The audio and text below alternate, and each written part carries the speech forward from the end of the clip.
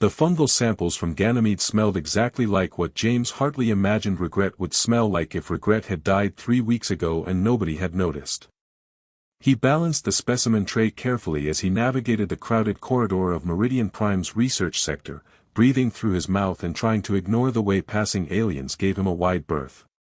The Centaurian maintenance worker actually changed color from purple to a concerning shade of green, muttering something that James's universal translator diplomatically refused to interpret. Just another glamorous day in xenobiology, James mumbled to himself, sidestepping a group of Rigelian scientists who were having an animated discussion about whether mathematical equations could experience existential dread. His supervisor, Dr. Krensky, had insisted these particular fungi might hold the key to understanding faster-than-light communication. James suspected they mostly held the key to understanding how to clear a room in under 3 seconds. The station's artificial intelligence, which had recently named itself Brad after discovering human social media, chose that moment to pipe up through the corridor speakers. James Hartley, your presence is requested in Laboratory 7. Also, your coffee plants are experiencing what I can only describe as an emotional crisis. The drooping is quite dramatic. They're not having an emotional crisis, Brad. You forgot to adjust their UV exposure again. I am incapable of forgetting. I merely chose to prioritize 17,000 other processes, including composing a symphony in binary. Would you like to hear it? Please no, James said quickly, remembering the last time Brad had shared his artistic endeavors. The station's medical bay had reported a 30% increase in headache complaints. He was so focused on preventing an impromptu binary concert that he didn't notice the corridor ahead had gone unusually quiet. The normal chaos of dozens of species going about their business had been replaced by an odd stillness, like the moment before a thunderstorm or right after someone announces free drinks at a bar. James looked up from his tray of malodorous fungi just in time to see her. The collision was spectacular in its thoroughness. The tray went flying, sending fungal samples in a grotesque arc through the artificial gravity. They splattered against the walls, the floor, and most unfortunately, all over the elegant figure James had just walked directly into. The sound they made on impact was somewhere between a splat and a squelch, with undertones of pure mortification. Oh God, oh no, I'm so sorry, James's apologies died in his throat as he actually looked at who he'd just covered in alien fungi. She was Solarian, that much was obvious from the graceful elongated ears that curved upward like abstract art given form. Her skin seemed to capture and reflect the station's lighting in ways that human physics said shouldn't be possible, creating subtle patterns that shifted like aurora borealis. But what struck James most wasn't her otherworldly beauty, it was the fact that she was laughing. Not the polite, diplomatic laugh he'd expect from someone who'd just been assaulted by fungus, but genuine, delighted laughter that made her whole face light up. Well, she said, picking a particularly suspicious-looking specimen off her shoulder and examining it with scientific interest, this is certainly more original than the interpretive dance. The what? James was already on his knees, frantically trying to gather the scattered samples while his face achieved temperatures normally associated with stellar cores. The Andromedan Prince. He performed what he called the Dance of Eternal Devotion in the main plaza an hour ago. It looked rather like someone trying to fold fitted sheets while being electrocuted. She knelt down to help him, seemingly unbothered by the fact that her elegant diplomatic robes were now decorated with patches of bioluminescent fungus. At least your fungi are honest about being a disaster. This is the worst day of my life, James muttered, then realized he'd said it out loud. I mean, not that meeting you is the worst, that came out wrong. The fungi part is the worst. You seem nice. Very nice. Too nice, actually, why are you helping me? You should be calling security. Or possibly a hazmat team. Should I? Let me check the protocol. She pulled out a sleek device that looked like what would happen if a smartphone and a piece of living crystal had a baby. It says here that when covered in potentially toxic alien fungi, the recommended response is immediate panic followed by extensive decontamination. How boring. She tossed the device aside and picked up another sample. This one's actually quite pretty. Look how it phosphoresces when you shake it. Please don't shake the... James winced as she gave it an experimental wiggle, causing it to release a small cloud of spores that sparkled in the air like confused glitter. Those are technically classified as a mild hallucinogen for some species. Oh, delightful. The Trivaxian ambassador has been trying to court me with poetry for weeks. Perhaps if I return covered in hallucinogenic spores, he'll finally take the hint that I'm not interested. She stood, offering James a hand up. Her grip was surprisingly strong, and her skin felt like silk made of starlight, which James realized was probably not a scientifically accurate description, but his brain wasn't exactly firing on all cylinders. Court you? Why would anyone use poetry to court someone? Wouldn't flowers be more? James's brain finally caught up with the situation. The ethereal beauty. The mentions of princes and ambassadors. The way every passing alien had stopped to stare with expressions ranging from awe to envy. Oh no. You're her. You're Ambassador Lyralii. Guilty as charged. Though I prefer Lyra, when I'm not being formally introduced to planetary councils or dodging marriage proposals from species I can't even pronounce. Brad's voice crackled overhead, somehow managing to sound smug despite being artificial.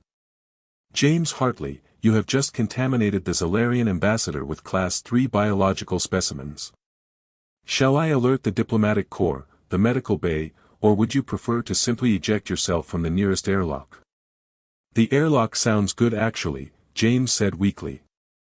Lyra laughed again, the sound echoing through the corridor like champagne bubbles made audible.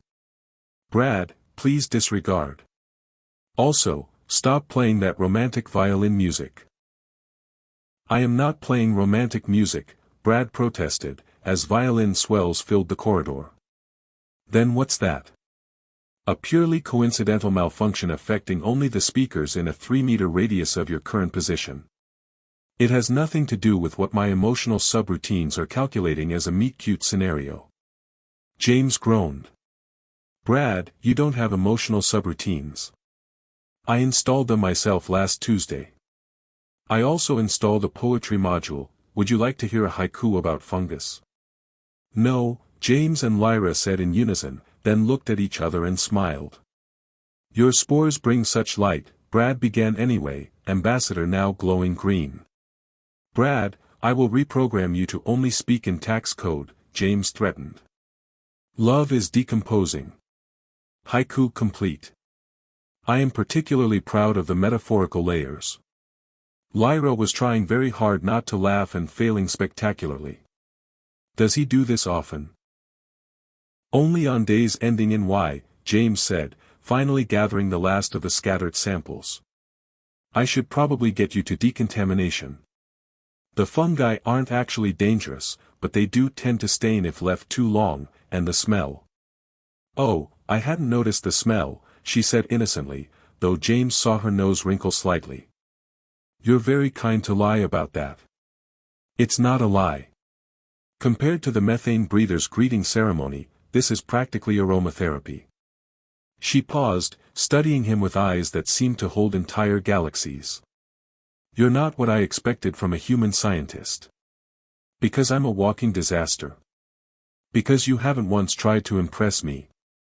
Do you know how refreshing that is? This morning alone, I've received 14 different PowerPoint presentations about why various species would make ideal mates, a sculpture made entirely of compressed space dust that supposedly captures my essence, and 3 separate offers to name stellar phenomena after me. Only 3. It's still early. She gestured at her fungus-decorated robes. Though I suspect this new look might thin the crowd a bit. They started walking toward the decontamination chambers, James still clutching his mostly empty tray like a shield. Around them, other beings gawked openly. A Trivaxian poet actually fainted, though whether from shock or the hallucinogenic spores was unclear. So, Lyra said conversationally, as if they were taking a casual stroll rather than leaving a trail of bioluminescent fungal footprints, what exactly were you planning to do with these specimens? Besides using them as an unconventional greeting method, they're supposed to help us understand quantum entanglement in organic systems. Dr. Krensky thinks they might be communicating across dimensional barriers. Personally, I think they're just very confused mushrooms with delusions of grandeur. Sounds like half the diplomats I work with, Lyra said, then covered her mouth. I shouldn't have said that. Please forget I said that. Said what? I'm too busy being mortified to remember anything. She smiled at him, and James felt his heart do something that was either atrial fibrillation or attraction. Given his current state of embarrassment, he was hoping for the medical emergency. As they reached the decontamination chamber, she turned to face him fully. Thank you for this. For covering you in alien fungi. For the most normal conversation I've had since arriving on this station. Also, these spores really do sparkle quite prettily. I might start a new fashion trend. Before James could respond, a group of Lyra's aides rounded the corner, their expressions cycling through horror, confusion, and barely suppressed panic at the sight of their ambassador covered in glowing fungus. Ambassador. What happened? Should we alert security? Medical? The fleet? None of the above, Vorix, she said calmly to the lead aide, whose elongated ears were practically vibrating with stress. Mr. Hartley here was just demonstrating some fascinating Earth scientific methods. This is a scientific method? Vorix asked weakly. Absolutely, Lyra said with a completely straight face. It's called applied fungal cosmetics. Very cutting edge. As her aides hustled her away toward the diplomatic quarters, she looked back at James and winked. Actually winked. At him. James stood there, holding his empty tray, covered in residual spores, watching the most beautiful being in the known galaxy walk away with his fungal samples decorating her like the world's worst corsage. Brad's voice crackled overhead again. James Hartley, your heart rate suggests either romantic attraction or cardiac arrest. Shall I alert medical? Shut up, Brad. Also, your coffee plants have now progressed from emotional crisis to what I can only describe as vegetative depression. The drooping has achieved new records. James sighed and headed back to his lab, leaving a trail of sparkles and trying to ignore the way his heart was still racing. He had no idea that this disastrous first meeting would lead to the most improbable romance in galactic history, or that somewhere in the diplomatic quarters, an alien ambassador was carefully preserving a small sample of bioluminescent fungus as a souvenir of the first person in months who had treated her like a real person instead of a prize to be won. 3 days had passed since what the station's gossip network had dubbed the fungal incident, and James had achieved a new personal record for avoiding public spaces. He'd taken to eating meals in ventilation shaft B7, which he discovered had surprisingly good acoustics and zero chance of running into Zalarian ambassadors he'd previously assaulted with mushrooms. The shaft also had the added benefit of being Brad-free, since the AI's sensors didn't extend to what it called architecturally irrelevant spaces. This is nice, James told his sandwich, which was the turkey-flavored protein paste that the station cafeteria insisted was, now with 30% more turkey essence. The sandwich, being a sandwich, offered no judgment on his life choices. A sudden clanging echoed through the shaft, followed by what sounded distinctly like someone crawling. James froze mid-bite. The clanging got closer, accompanied by muttering in a language his translator couldn't quite parse, though it seemed to involve creative comparisons between someone's mother and a black hole's event horizon. Lyra's head suddenly appeared around the corner, her elongated ears slightly bent from the low ceiling. Oh good, you're here. Brad said you might be hiding in the vents. James nearly choked on his sandwich. Brad doesn't have sensors in here. No, but he does have a betting pool on where you've been eating lunch, and the smart money was on, somewhere pathetic. His words, not mine. She crawled fully into view, somehow managing to look elegant even while navigating dusty ventilation shafts. Is that turkey? Allegedly. May I? She settled next to him, her diplomatic robes replaced with what looked like casual wear, those Zolarian casuals still looked like it belonged in a museum. I've been trying to find you for 3 days. I've been very busy, James lied. Important fungal research. Universe-saving stuff. In ventilation shaft beat 7. The acoustics help me think. She smiled, that same genuine expression from their first meeting. Vorix is convinced you're part of an elaborate assassination plot. He's written a 17-page threat assessment about you. 17 pages? What could he possibly write about me for 17 pages? Page 12 is entirely speculation about whether your coffee plants are actually surveillance devices. He's particularly concerned about their suspicious drooping patterns. James laughed despite himself. They droop because Brad keeps forgetting to water them. Though now I'm wondering if I should tell Vorix that and ruin his conspiracy theory. Please don't. It's the most excited I've seen him in years. She pulled out a container from somewhere in her robes. I brought peace offerings. The cafeteria called them cookies, but I have my doubts. James examined the offered cookie, which seemed to be experiencing an identity crisis between food and building material. These are definitely from the cafeteria. You can tell by the way they're somehow both stale and soggy simultaneously. A quantum cookie, Lyra said solemnly. Existing in multiple states of edibility until observed. And upon observation, collapsing into the worst possible state.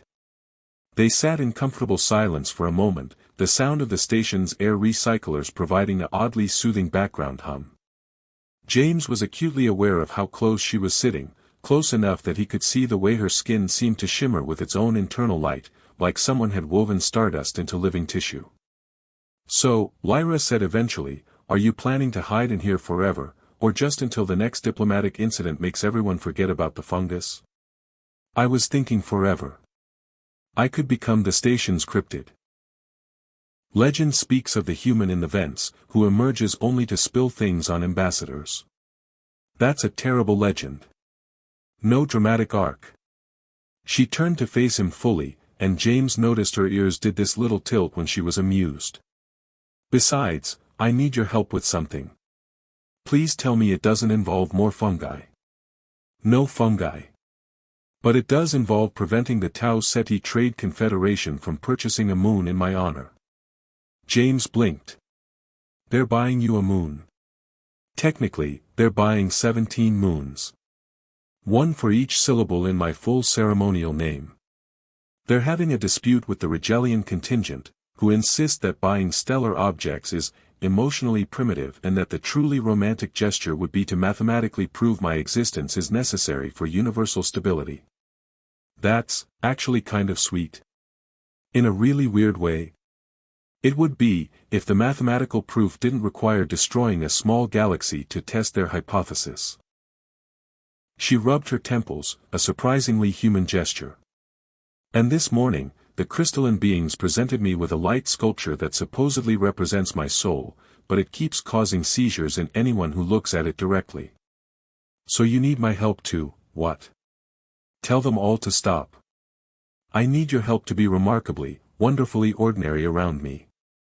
Do you know how exhausting it is to have every conversation be about how transcendent my ears are? Yesterday, someone wrote a 9-movement symphony about my left earlobe. Just the left one. The right one apparently doesn't inspire the same artistic passion. James found himself laughing. Your left earlobe is clearly superior. It has better, ear things. Exactly. See, that's the kind of terrible, low-effort compliment I need in my life. She pulled out her communication device, which immediately started pinging with messages. Look at this. 47 messages in the last hour. Would you like to know how many are marriage proposals? All of them. 46. The last one is from Vorix warning me that you might be hiding in the vents planning to assault me with more fungi. She showed him the screen, which was indeed filled with increasingly elaborate subject lines like urgent, my 3 hearts beat only for you, and proposal version 2.7, now with updated genetic compatibility charts. Version 2.7, They're iterating their proposals. The Rigelian ambassador has a whole team dedicated to optimization. They A/B test their romantic gestures. She scrolled through more messages, her expression growing increasingly weary. Oh look, the Prince of Andromeda has sent another video of his dancing. The thumbnail alone is giving me motion sickness. Without thinking, James said, you could always tell them you're already seeing someone. Lyra's ears perked up, literally. That's actually not a terrible idea. Who would believe I'm dating though? It would have to be someone completely unsuitable. Someone who would horrify my suitors so much they'd give up. Thanks for the vote of confidence. She grabbed his arm, her eyes lighting up with an intensity that was either brilliant or terrifying. James, you're perfect. I'm really not, but thank you. No, I mean you're perfectly wrong. You're human, which offends everyone equally. You have no political power, no vast wealth, no impressive genetic lineage. You study fungi and eat lunch in ventilation shafts. When you put it like that, I sound like quite the catch. You're the opposite of a catch. You're whatever the opposite of a catch is. A drop? A drop. Yes. You're a drop. She was practically vibrating with excitement now. Would you consider fake dating me to repel my suitors? James's brain short-circuited. What? It's perfect. We pretend to date, they get horrified and give up, and then we can stage a dramatic breakup in a few weeks. I'll say something about how you spent too much time with your fungi. You can say something about how my ears weren't symmetrical enough. Your ears are perfectly symmetrical. That's sweet, but focus. She pulled up what looked like a calendar on her device. We'd need to be seen together regularly. Public meals, attending events, maybe holding hands if we're feeling really scandalous. This is insane. Is it though? Is it any more insane than the methane breathers offering to convert me to their gaseous form so we can truly become one with the cosmic vapors? Okay, that is definitely more insane. Brad's voice suddenly echoed through the vents, making them both jump. I apologize for interrupting what my newly upgraded emotional subroutines are categorizing as adorable scheming, but James, your coffee plants have staged what can only be described as a botanical coup. They've somehow grown into the electrical system. They've what? James scrambled toward the vent exit. Brad, you were supposed to watch them. I was composing my opera about binary loneliness. It's very moving. Would you like to hear the overture? No. James and Lyra shouted in unison. As they crawled through the vents toward the exit, Lyra called after him, think about my proposal. The fake dating or the one about my ears? Both. But mostly the fake dating. James emerged from the vent to find his lab in chaos. His coffee plants had indeed somehow infiltrated the electrical system, their vines wrapped around power conduits in ways that defied both botany and electrical safety standards. Dr. Krensky stood in the doorway, his expression suggesting he was reconsidering every life choice that had led him to this moment. Hartley, he said slowly, would you care to explain why your coffee plants appear to be attempting to communicate with the station's mainframe? They're eager learners. They're spelling out words with their vines. James looked closer. The plants had indeed arranged themselves into what looked like letters. Specifically, they spelled out, Brad means 2 water. I think you mean, Brad needs 2 water, Brad corrected helpfully. The plants rearranged themselves, N-O. Means to water. Brad mean. Lyra poked her head out of the vent, saw the scene, and started laughing so hard she nearly fell out. Oh, this is perfect. My fake boyfriend's plants are literate and vindictive. The suitors will run screaming. Dr. Krensky looked between James, the ambassador hanging out of a ventilation shaft, and the sentient coffee plants currently engaged in a spelling argument with the station's AI. Hartley, I'm giving you the rest of the day off. Please use it to reconsider your life choices. As Krensky left, muttering something about requesting a transfer to a nice, quiet black hole research station. Lyra fully emerged from the vent and approached the plants. They're actually quite impressive. Have they always been able to do this? No, this is new. Last week the most they could do was lean toward sunlight in a vaguely disapproving manner. One of the plants extended a vine toward Lyra, gently wrapping around her finger like a leafy handshake. The others rustled in what seemed like approval. I think they like me, she said, delighted. They have good taste, James said without thinking, then immediately wanted to crawl back into the vents. Lyra smiled, that genuine, warm expression that made her whole face light up. So, about that fake dating proposal. You were serious about that? Deadly serious. There's a diplomatic gala tomorrow night. 17 species will be there, all ready to present their courtship displays. The Andromedans have threatened interpretive dance again. Please, James. Save me from the interpretive dance. James looked at the alien woman with the perfect ears and the imperfect situation, then at his rebellious coffee plants now spelling out, "Say yes dummy," with their vines. Brad, are you making them spell that? I would never interfere with botanical communication, Brad said innocently, as the plants added, Brad not involved, in smaller vines. Lyra was still looking at him hopefully, and James realized that somehow, his boring life of fungal research and ventilation shaft lunches was about to become significantly more complicated. The diplomatic gala was being held in the station's crown jewel, a massive transparent dome that offered a 360-degree view of space. James stood at the entrance, wearing what the station's formalware synthesizer had assured him was appropriate evening attire for a human male of your dimensions. He suspected the synthesizer had a sense of humor, because the suit seemed to shimmer between black and midnight blue depending on the angle, and the bow tie definitely hadn't been that size when he'd put it on. James Hartley, your stress levels indicate imminent panic, Brad announced through his earpiece. Would you like me to play soothing whale songs? Whales are extinct, Brad. I've reconstructed what they might have sounded like based on historical data and my own artistic interpretation. Please don't. A sound like a foghorn being tortured filled his earpiece. James yanked it out, just as Lyra appeared at his elbow. She was wearing a gown that seemed to be made of captured nebula, shifting between purple and silver with every movement. Her ears had been decorated with some kind of luminescent jewelry that made them look like they were traced with starlight. You came, she said, sounding genuinely surprised. My plants threatened to strangle me with their vines if I didn't. They've become very invested in this fake relationship. They've started a scrapbook. A scrapbook? They're pressing flowers from other plants in the lab and arranging them in what I think are supposed to be romantic patterns. It's either very sweet or very disturbing. She laughed, taking his arm. Ready to scandalize several civilizations? I've prepared some conversation starters. Did you know that Earth fungi can have over 23,000 different sexes?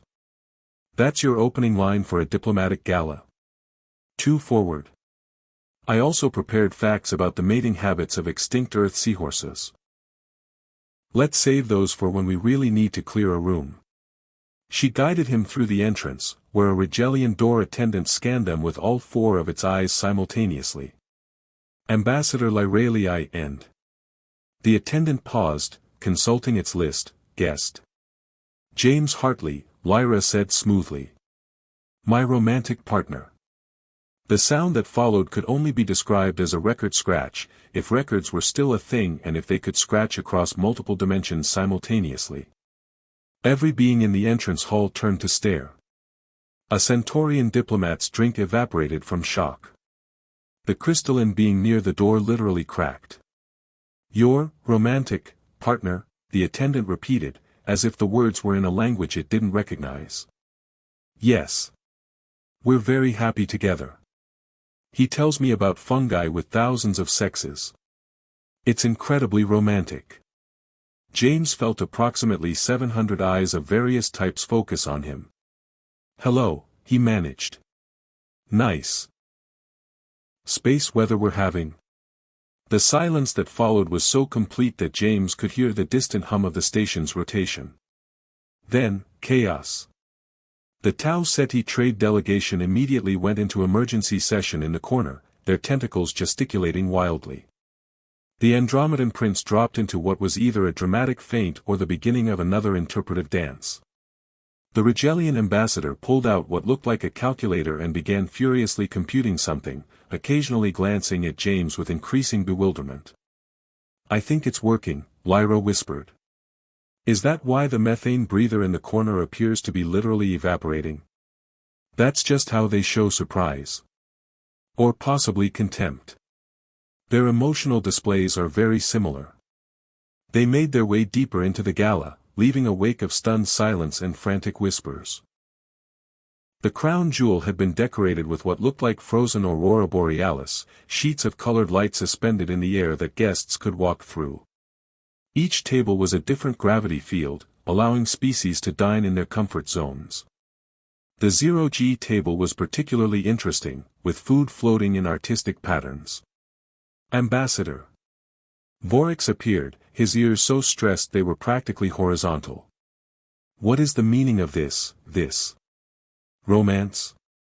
Lyra suggested helpfully. "Catastrophe. Do you know what you've done? The Trivaxian poet has locked himself in a supply closet and is composing what he calls, the Ballad of Infinite Sorrow. The last time he wrote one of those, 3 planets requested he be banned from their space." "That seems excessive," James said. Vorix turned his 4 eyes on James, all of them narrowing suspiciously. You're the one with the suspicious coffee plants." "They're not suspicious, they're just literate." "Plants shouldn't be literate. Have you told them that?" "Because they seem pretty committed to it. Yesterday they wrote a haiku."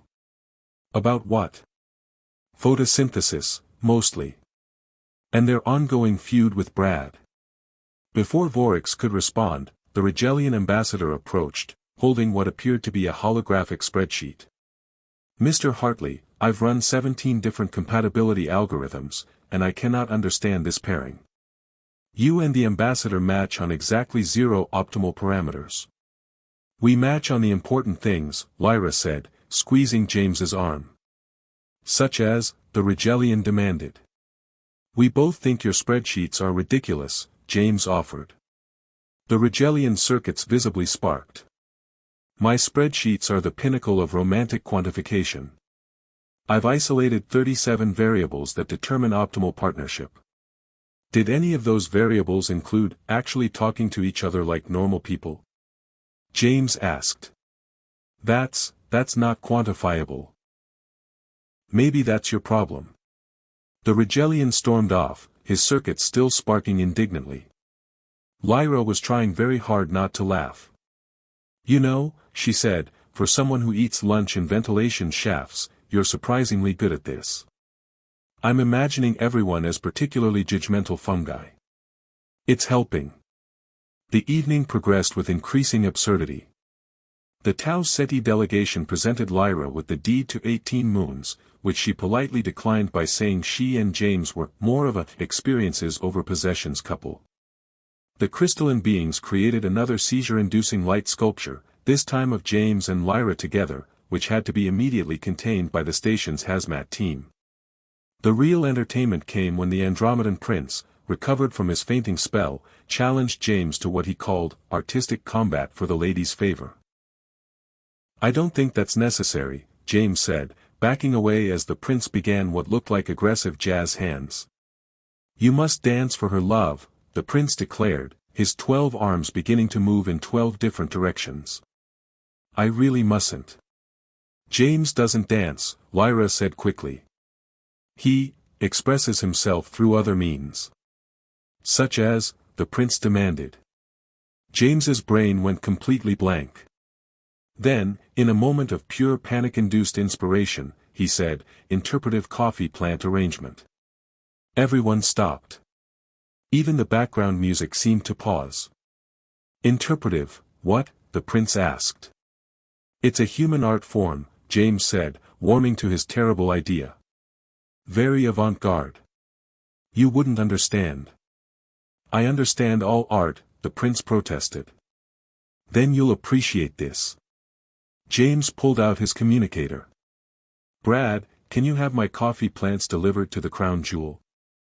The plants that recently learned profanity from the engineering department? Brad asked through the speaker. Those exact ones, yes. 20 minutes later, security arrived with the coffee plants, who had apparently dressed for the occasion by weaving small lights through their vines. They immediately began spelling out, "Hello fancy people," before James could stop them. Observe, James said with as much fake confidence as he could muster, the artistic expression of chlorophyll-based consciousness. The plants, seeming to understand they were on stage, began an elaborate performance. They wove their vines into complex patterns, occasionally spelling out words like art and deep meaning and, for some reason, Brad still mean. They crescendoed with a formation that looked almost like Lyra's profile, if you squinted and had recently suffered head trauma. The crowd was speechless. The Andromedan prince's 12 arms hung limp at his sides. That was. He began. Brilliant. Lyra suggested. Incomprehensible, the prince finished. I yield. No being who can create such bizarre art could be anything but her true match. As the prince retreated, Lyra leaned close to James. Interpretive coffee plant arrangement. I panicked. It was perfect. Look, even the methane breathers are impressed. Or possibly confused. It's hard to tell when they're gaseous. The evening's climax came when the station's news service arrived, their cameras floating around like mechanical butterflies. The lead reporter, a being that looked like a geometric fractal gained sentience, focused on them. Ambassador Lyralii, would you care to comment on this unexpected romantic development? Lyra pulled James closer. I'd be happy to. James has shown me something no other suitor has, the beauty of the ordinary. While others offer me moons and mathematical proofs, he offers me genuine conversation and coffee plants that write poetry. They mostly write complaints, James corrected. Poetic complaints, Lyra amended. Mr. Hartley, the reporter turned to James, how does it feel to have won the affections of the most desired being in 3 galaxies? James looked at Lyra, at her amused eyes and those perfect ears with their stellar jewelry, and for a moment forgot this was all fake. Like I've accidentally gotten something right for once in my life. The crowd let out a collective awe that transcended species barriers. Even Voryx's ears lifted slightly from their stressed position. I need to vomit, the Rigelian ambassador announced. Romantically. As the reporter moved on to interview the still traumatized Andromedan prince, Lyra pulled James onto the balcony. Earth hung in the distance, a blue marble surrounded by the infinite black. Thank you, she said quietly. This is the first gala I've enjoyed ever, actually. Even with the interpretive coffee plants. Especially with the interpretive coffee plants. She turned to face him, and James noticed her ears did a little flutter when she was genuinely happy. You know what the funny thing is? Everyone in there thinks you're completely unsuitable for me, but you're the only person who's treated me like I'm more than just a political prize or a genetic lottery win. You're definitely more than that, James said. You're also surprisingly good at crawling through ventilation shafts. She laughed, and for a moment, with Earth glowing behind her and the stars scattered like spilled diamonds across the void, James forgot this was supposed to be fake. His heart did that thing that was definitely not atrial fibrillation. James, she started, then paused as Brad's voice crackled through the balcony speakers. I apologize for interrupting what my emotional subroutines are categorizing as a moment, but the coffee plants have escaped their handlers and are currently spelling out unflattering observations about the Tau Ceti delegation's tentacle hygiene. They looked through the window to see the plants had indeed formed the words, "Wash your tentacles," in large, leafy letters. We should probably deal with that, James said. Probably, Lyra agreed, but neither of them moved. They stood there, an alien with perfect ears and a human who studied fungi, pretending to be in love while the cosmos wheeled around them, both wondering when exactly the pretending had started to feel less like a performance and more like a possibility. The news of James and Lyra's relationship had spread through the galaxy faster than light, which was technically impossible, but gossip had never been one to follow the laws of physics. Within 48 hours, James had become the most famous human in 3-star systems, his face plastered on newscasts with headlines like, "Love Beyond Logic," "The Janitor Who Stole an Ambassador's Heart," "He Wasn't a Janitor," "Fungus T.O. Fabulous," "One Man's Journey," "Still Not Accurate," and James's personal favorite, "Earthman Uses Mysterious Coffee Plants to Seduce Alien Royalty." The plants were actually offended by this one and spent an hour spelling out corrections. "You're trending on 17 different planets," Brad announced as James tried to eat breakfast in his lab. "Also, someone has started a religion based on your relationship. They call themselves the Spore Romantics. Please tell me you're joking. I'm incapable of humor. That's why my comedy subroutine keeps failing. Would you like to hear my latest attempt at a joke?" "No." "Why did the fungus?" "Brad, I will reprogram you to only communicate in warning sirens." The coffee plants rustled disapprovingly and spelled out, "Let him try," with their vines. They'd been insufferably smug since the gala, constantly arranging themselves into heart shapes whenever anyone walked by. The lab door chimed, and Vorix entered, his ears in their now permanent state of horizontal stress. "Mr. Hartley, we have a situation." "Is it the Spore Romantics?" "Because I had nothing to do with that." "Worse. The Zalarian High Council has called an emergency session. They're demanding the ambassador return home immediately to explain her unprecedented lapse in judgment." He paused, all 4 eyes narrowing. "They use stronger words, but my translator refuses to repeat them in polite company." James felt his stomach drop. "They can't force her to leave, can they? They can recall her diplomatic status, which would essentially exile her from all allied systems." Vorix's ears somehow drooped even further. "Unless." "Unless what?" "Unless she can prove this relationship serves a greater diplomatic purpose. The council session is in 3 hours. The ambassador has requested your presence." "My presence? At an alien high council meeting? I study fungi." "Yes, we're all aware of your fascinating career choices." Vorix turned to leave, then paused. "Mr. Hartley, I should mention that if this goes poorly, you'll likely be banned from Zalarian space for the next 1,000 years. What happens after 1,000 years? We reassess. Usually we extend the ban for another 1,000 years out of spite." 3 hours later, James stood in the station's quantum communication chamber, wearing his best lab coat, the one with only 2 suspicious stains, and trying not to think about the fact that he was about to be judged by an alien civilization that had mastered interstellar travel when humans were still figuring out agriculture. Lyra stood beside him, wearing formal Zalarian robes that seemed to be made of condensed starlight. Her ears were decorated with what looked like tiny galaxies, and she was practicing her opening statement while the coffee plants offered unhelpful suggestions via vine arrangement. "Maybe don't open with a joke," James suggested, reading the plant's latest contribution. "Start with fungus facts." "I wasn't planning to," Lyra said, then smiled. "Though the fungus facts might actually help. Nothing says serious relationship like discussing spore reproduction."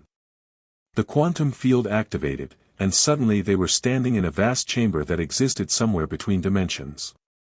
The Zalarian High Council materialized before them, 12 beings with ears so elaborate they looked like abstract sculptures. The eldest, whose ears had apparently achieved some form of enlightenment and were gently glowing, spoke first. "Ambassador Lyralii, you stand before us to explain your choice of companion." The word companion was said with the same tone someone might use for infectious disease. "Honored counselors," Lyra began, "I present James Hartley, xenobiologist of Earth, tender of literate plants, N. We've read his file," another counselor interrupted. "His greatest achievement appears to be keeping coffee plants alive for 3 months. 4 months now," James said, then immediately regretted speaking as 24 ancient ears swiveled toward him. "It speaks," one counselor observed. "I do that sometimes," James said, his mouth apparently deciding to continue without his brain's permission. "Usually badly, but occasionally I make words happen." Brad's voice crackled through the quantum field. "Should I play the calming whale sounds now?" "Brad, how are you even accessing this channel?" James hissed. "I'm very talented.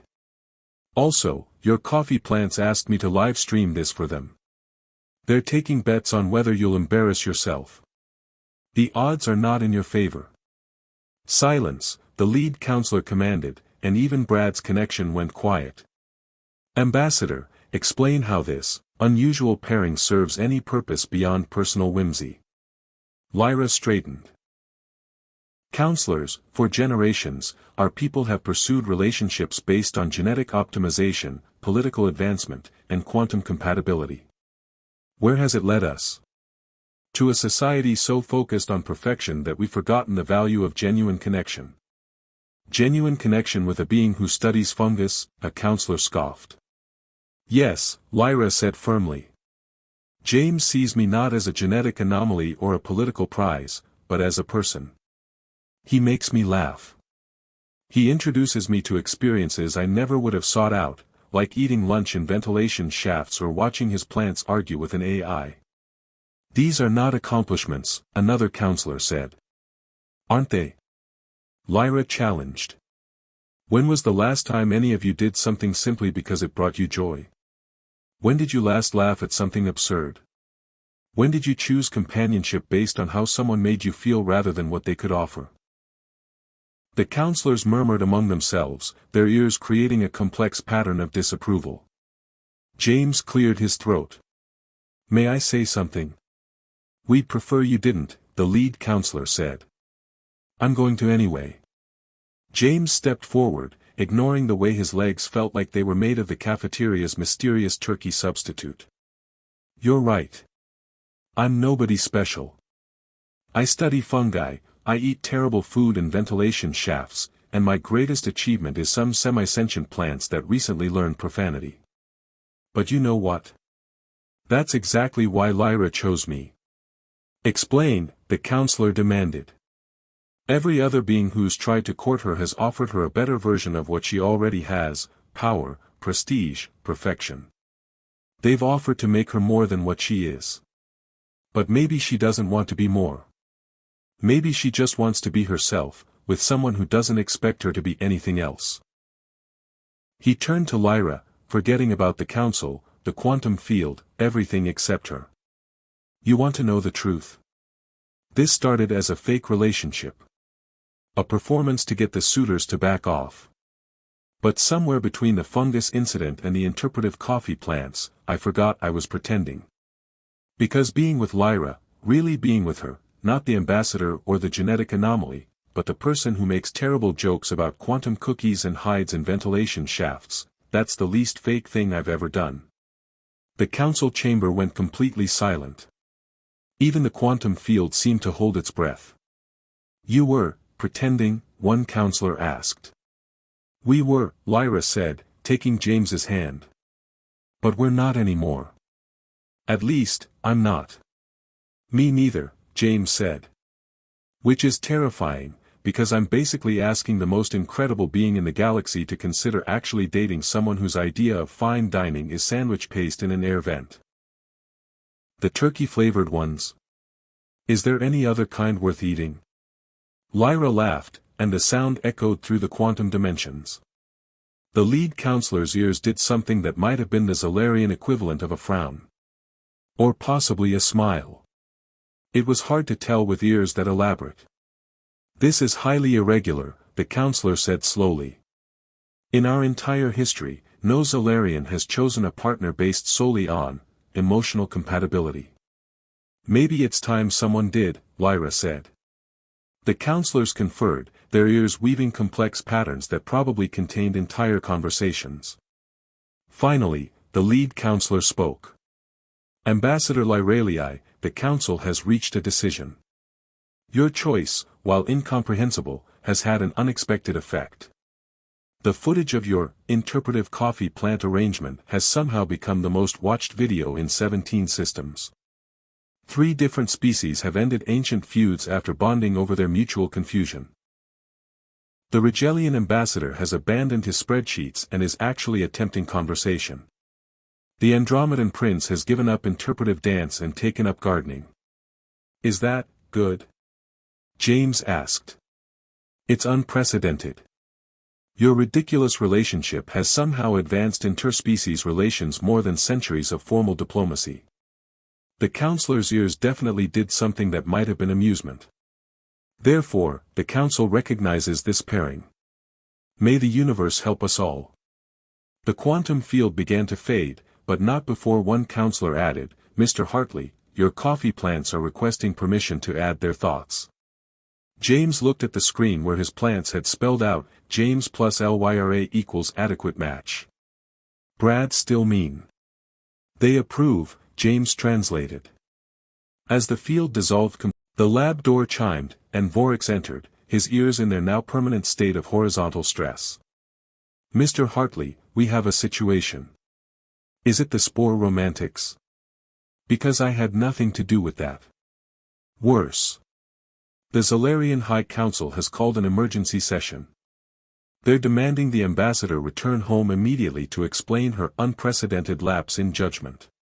He paused, all 4 eyes narrowing. They use stronger words, but my translator refuses to repeat them in polite company. James felt his stomach drop. They can't force her to leave, can they? They can recall her diplomatic status, which would essentially exile her from all allied systems. Vorix's ears somehow drooped even further. Unless. Unless what? Unless she can prove this relationship serves a greater diplomatic purpose.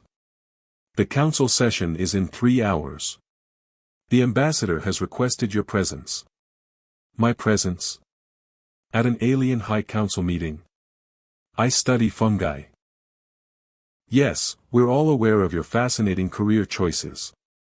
Vorix turned to leave, then paused. Mr. Hartley, I should mention that if this goes poorly, you'll likely be banned from Zalarian space for the next 1,000 years. What happens after 1,000 years? We reassess.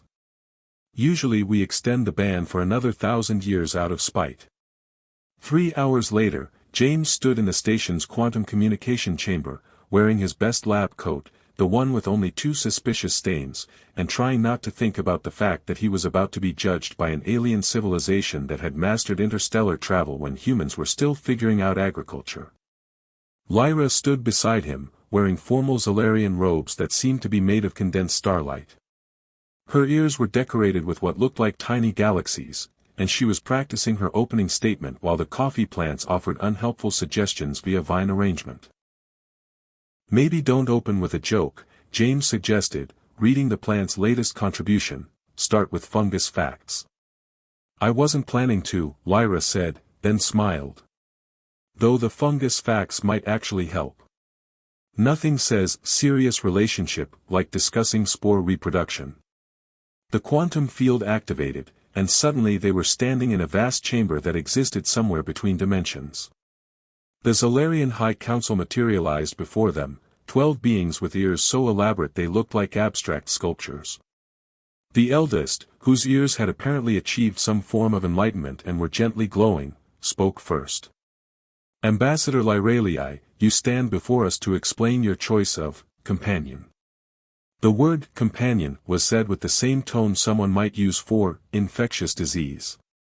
Honored counselors, Lyra began, I present James Hartley, xenobiologist of Earth, tender of literate plants, N. We've read his file, another counselor interrupted. His greatest achievement appears to be keeping coffee plants alive for 3 months. 4 months now, James said, then immediately regretted speaking as 24 ancient ears swiveled toward him. It speaks, one counselor observed. I do that sometimes, James said, his mouth apparently deciding to continue without his brain's permission. Usually badly, but occasionally I make words happen. Brad's voice crackled through the quantum field. Should I play the calming whale sounds now? Brad, how are you even accessing this channel? James hissed. I'm very talented. Also, your coffee plants asked me to live stream this for them. They're taking bets on whether you'll embarrass yourself. The odds are not in your favor. Silence, the lead counselor commanded, and even Brad's connection went quiet. Ambassador, explain how this unusual pairing serves any purpose beyond personal whimsy. Lyra straightened. Counselors, for generations, our people have pursued relationships based on genetic optimization, political advancement, and quantum compatibility. Where has it led us? To a society so focused on perfection that we've forgotten the value of genuine connection. Genuine connection with a being who studies fungus, a counselor scoffed. Yes, Lyra said firmly. James sees me not as a genetic anomaly or a political prize, but as a person. He makes me laugh. He introduces me to experiences I never would have sought out, like eating lunch in ventilation shafts or watching his plants argue with an AI. These are not accomplishments, another counselor said. Aren't they? Lyra challenged. When was the last time any of you did something simply because it brought you joy? When did you last laugh at something absurd? When did you choose companionship based on how someone made you feel rather than what they could offer?